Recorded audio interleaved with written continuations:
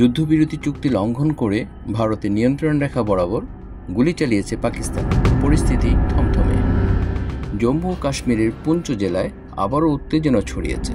পাকিস্তানি সেনাবাহিনী বুধবার নিয়ন্ত্রণ রেখা বরাবর বিনা প্ররোচনায় গুলিবর্ষণ চালিয়েছে।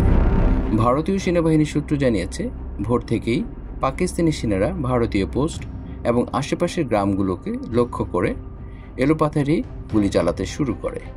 সেনাবাহিনীও পাল্টা জবাব দিয়েছে এবং বেশ কিছুক্ষণ গুলি বিনিময় হয়েছে। 2021 সালের ফেব্রুয়ারি মাসে ভারত ও পাকিস্তানের মধ্যে যুদ্ধবিরতি চুক্তি পুনর্ব্যক্ত করা হয়েছিল, যেখানে দুই দেশ শান্তি বজায় রাখার প্রতিশ্রুতি দেয়। তবে গত কয়েক মাসে নিয়ন্ত্রণ রেখা বরাবর একাধিকবার পাকিস্তানের পক্ষ থেকে যুদ্ধবিরতি লঙ্ঘনের ঘটনা ঘটেছে। সাম্প্রতিক হামলাগুলোর ফলে সীমান্তবর্তী অঞ্চলে বসবাসকারী সাধারণ মানুষের মধ্যে আতঙ্ক ছড়িয়ে পড়েছে। ভারতীয় প্রতিরক্ষা মন্ত্রণালয় মুখপাত্র জানিয়েছেন, পাকিস্তানি বাহিনী পুঞ্চ সেক্টরে বিনা উস্কানিতে ছোট অস্ত্র এবং মর্টার শেল দিয়ে গুলি চালিয়েছে। ভারতীয় সেনারা তাৎক্ষণিকভাবে উপযুক্ত জবাব দিয়েছে এবং বর্তমানে পরিস্থিতির উপর কড়া নজর রাখছে।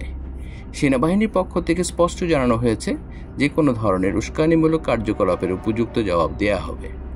ভারতের পক্ষ থেকে এই ঘটনার তীব্র নিন্দা জানানো হয়েছে এবং কূটনৈতিক পর্যায়ে পাকিস্তানের বিরুদ্ধে কড়া পদক্ষেপ নেওয়ার প্রস্তুতি নেওয়া হচ্ছে। পাকিস্তানের এই উস্কানিমূলক আচরণ দক্ষিণ এশিয়ার স্থিতিশীলতার জন্য হুমকি স্বরূপ বলে মনে করছেন প্রতিরক্ষা বিশ্লেষকরা।